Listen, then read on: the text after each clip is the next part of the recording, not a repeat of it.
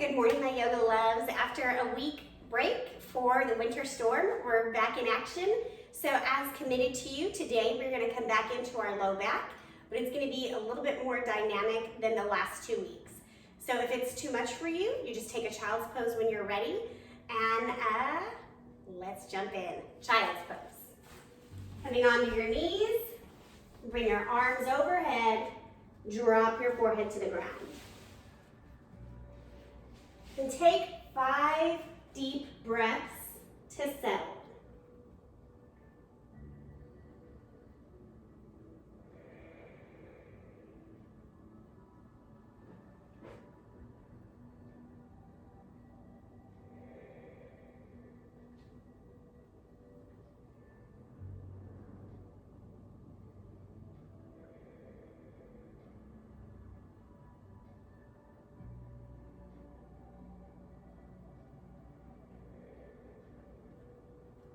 Downward facing dog.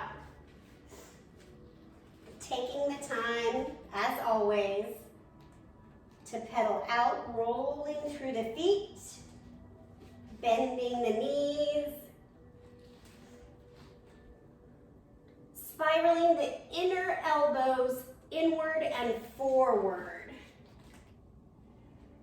bending in your knees and pulling your tailbone up.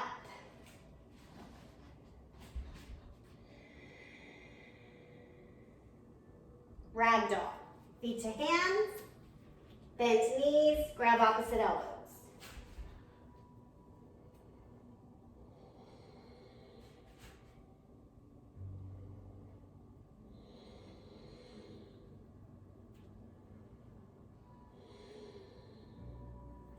Inhale, halfway lift. Hands come to the thighs or the shins. Pull the crown of your head away from your tailbone. Fold forward.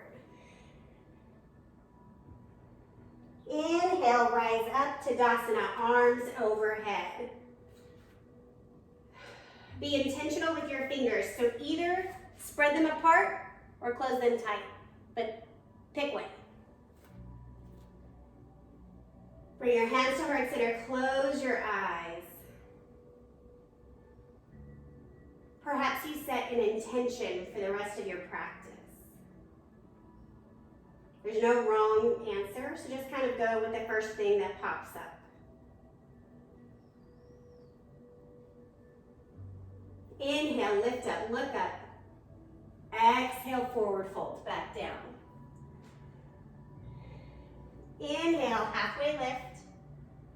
Plant your hands. Pause by bringing your knees close to your armpits. Then step back, high plank.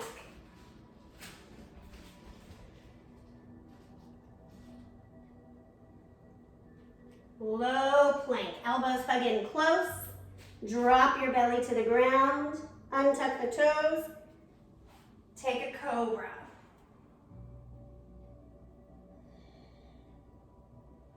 Downward facing dog. So I was reading, again, things, and it talked about, we all in the Buddhist tradition are familiar with inviting our emotions to tea and essentially having a conversation with ourselves about how we're feeling. And this guy was actually talking about hugging your dragons instead of slaying them. I don't know. We'll talk about that more. Right now we're gonna move. Feet to hands. Halfway lift. Forward fold. Inhale, Tadasana, rise up. Exhale, forward fold. Halfway lift. Plant your hands. Chaturanga. Up dog or cobra, your choice. Downward facing dog. One more time. Feet to hands. Halfway lift. Bow. Rise up. Fold. Halfway lift. Chaturanga. Upward facing or cobra. Downward facing. So he talked about, and we kind of talked about this in yoga too, what we resist persists. So this idea that if we resist the parts of ourselves we don't like, it just stays. Inhale, right leg up.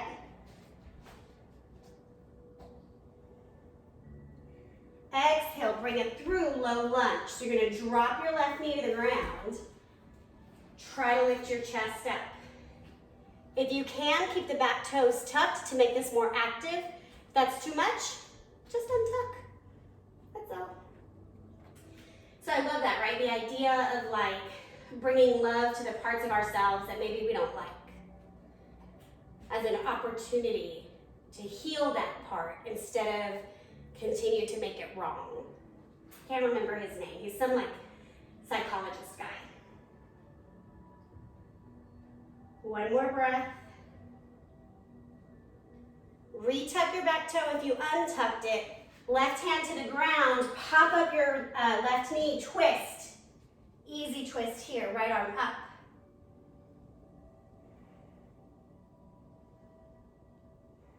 Down dog. Left leg up. Step through, low lunge. So yeah, today's practice is still about the low back, just in a different way, right? So a lot of times our low back is tight because our psoas is tight. We talk about this a lot, the hips being tight causing low back pain. So if we can even get into the front of the hips a little bit, halfway through the workday, before the workday, we'll combat that sitting for the day.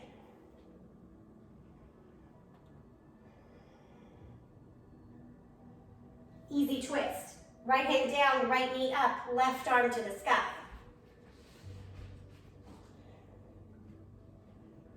Down dog. And we're gonna flow again. Feet to hands. Halfway lift.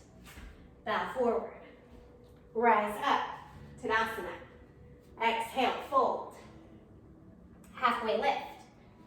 Chaturanga. Upward facing. Downward facing. Right leg up. Step through, low lunge. Arms come up. Easy twist.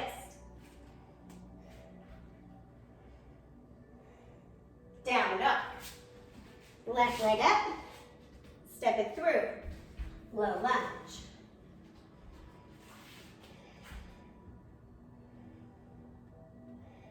Easy twist. Rotation is from the rib cage. Down dog. Feet to hands. Halfway lift. Bow forward. These pants are terrible. Rise up. Forward fold. Halfway lift. Chaturanga. Upward facing. Downward facing. Pause here.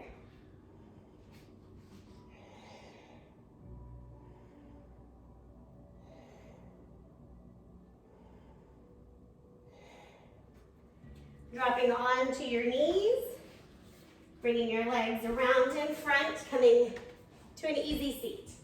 I'm gonna face you. If sitting on the ground is difficult, sit on a block, that's all. Right leg will just be wherever you feel comfortable, so even if you need it straight, do that. Left leg, try to grab your foot. If this is like not a problem and your spine is straight, push your knee so it's in line with your hip. If that's good, bring the foot higher, maybe you put your foot in your elbow crease. So really getting into the hip here and the low back. If this is good, other arm wraps around like you're holding a baby. And then you just rock side to side. So I think it's interesting that today my reading talked about emotions and we're kind of working on the hips and the low back, right? The belief is that we store our emotions in our hips. So by addressing the parts of ourselves that maybe are not our favorite, we have an opportunity to open up our hips. And then vice versa, by opening up our hips, we create an opportunity to become whole. Gently release down, other side. So reset up, each side is different.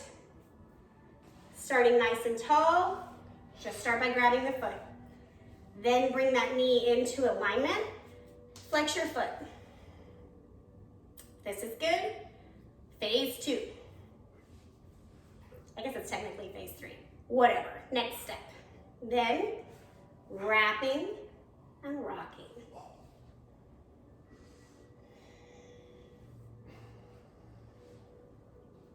Breath is your friend here, right? Each exhale allows you opening.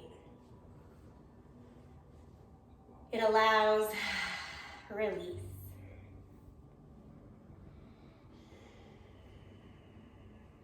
One more breath. And release. If you have a block, grab it. If not, grab a pillow or something. We're going to take a restorative bridge.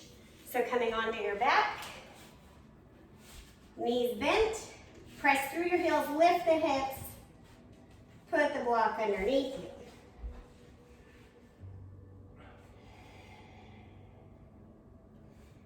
So based on your flexibility, you might go on the highest level or the lowest level on the block. I jam out at this medium level. It feels comfortable for me. I feel relief in my low back. You want to allow the low back to kind of hang like a hammock here. So the shoulder blades are one end of the hammock, the hip bones are the other end, and you want the low back to just relax. So if you have a pillow, it's lower down, closer to your glutes, not on the low back. And we're just gonna hang out here for a couple breaths. Working on this idea of sthirasukha, right, of balance. So the first 10 minutes were an active flow. Now the last 10 minutes are a little bit more slow.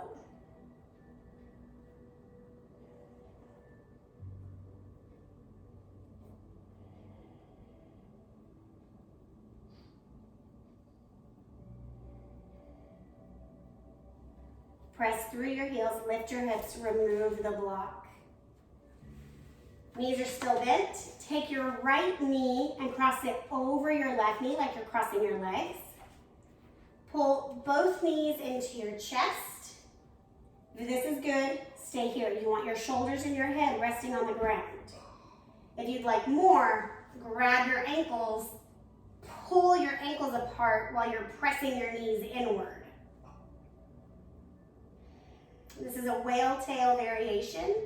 It is also considered like a reclined cow face pose. Gets into the hips and the low back.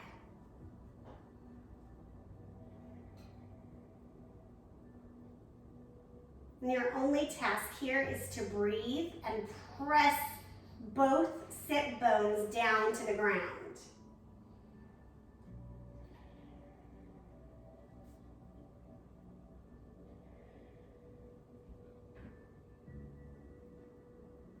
One more breath. Release your ankles if you've got them. Feet plant on the ground. Pause here for a moment, resetting. Other side. Cross over, pull in, then try to grab.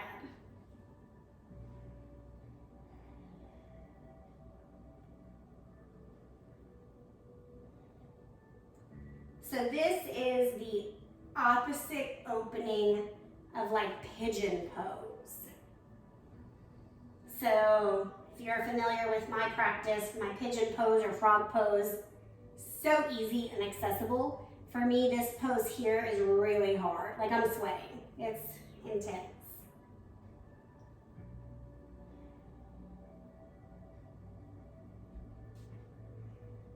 One more breath. And release. Pausing again at the center. We're going to come into a specific supine twist variation to really get into the low back. So don't just go into autopilot here. Bend the knees so the feet and the legs are at like a 90-degree angle at a box. Come to the same with your arms, so cactus arms. Take your right ankle, cross it over your left, and twist. Knees drop to the left. Gaze is either up or to the right. Always welcome to grab your block or a pillow and put it under your knees for support. And this is a really good stretch to do before you even get out of bed in the morning or as you get into bed at night, because the softness of the mattress makes it a little bit easier.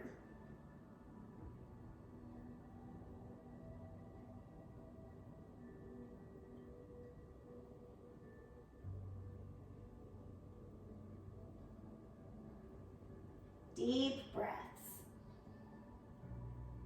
The goal is eventually to have both shoulders settled on the floor, knees stacked.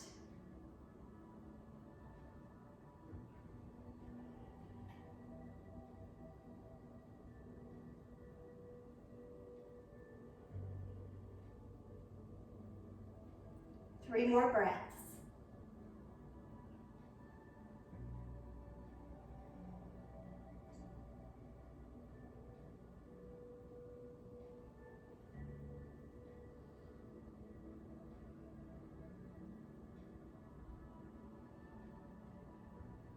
With as little movement as possible, begin to shift back to center.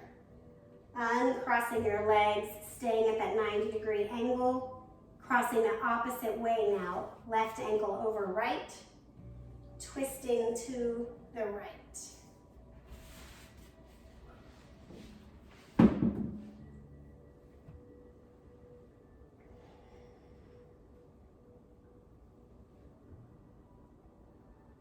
Recognizing that each side has its own holding patterns. So how you relax and settle in is different.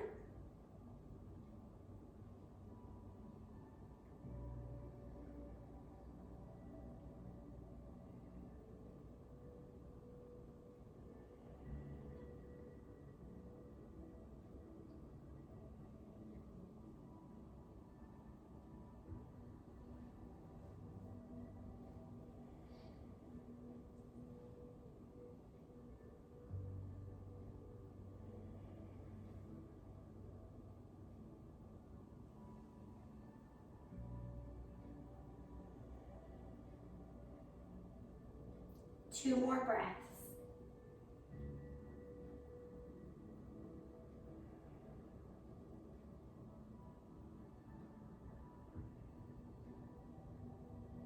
Coming back to the center, uncross, pause, bringing your legs out, your arms by your side for our final resting pose. Take the time to get comfortable here. If you need to move your shirt, move your hair. Let the eyes float closed.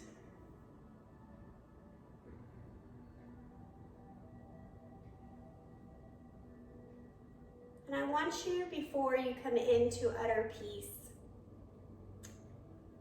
to recall a part of yourself that you feel like you're continuously working on. Maybe you're working on being on time. Maybe you're working on not being afraid. And I want you to talk to that part of yourself as though it's a different person. And just thank that part for existing.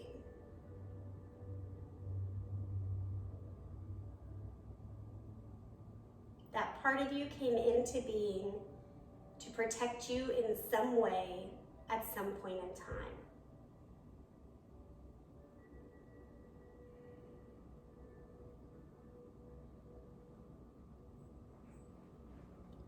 And then you can offer that part of you relief.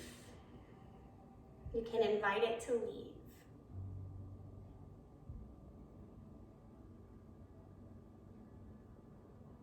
And finally, Savasana.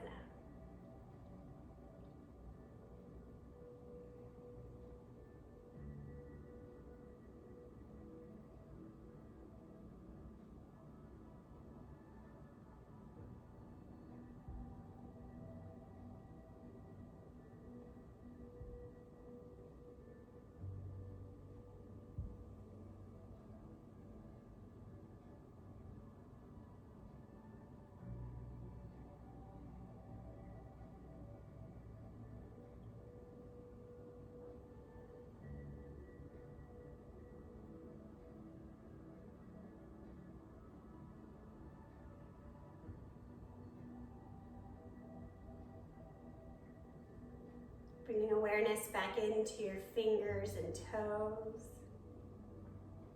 Gently rock your head side to side, feeling the weight of your skull on the ground. And then make your way to a fetal position on either side.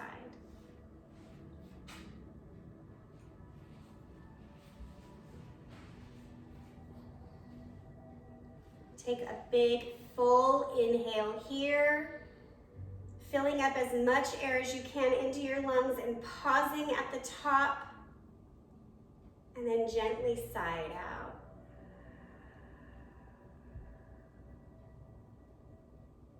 With your eyes closed, make your way to a seated position.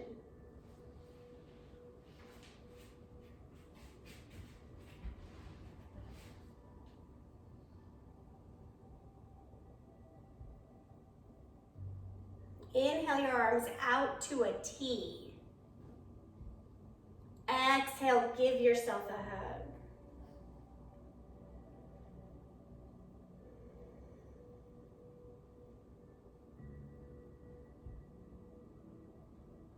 Releasing your hug hands to heart center. The place in me that is working on wholeness and healing recognizes the place in you that works on the same. And together we say, Namaste. Great work, yogis. We'll see you